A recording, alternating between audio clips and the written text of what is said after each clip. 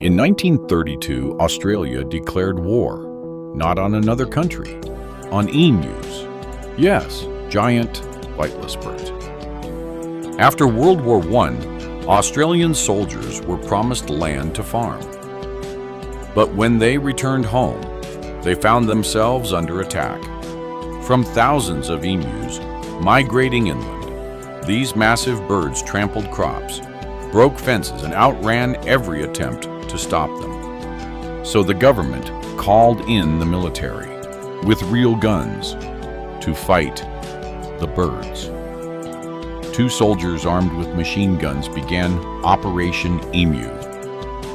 They opened fire, but the emus were too fast. They zigzagged, scattered, and absorbed bullets like feathery tanks.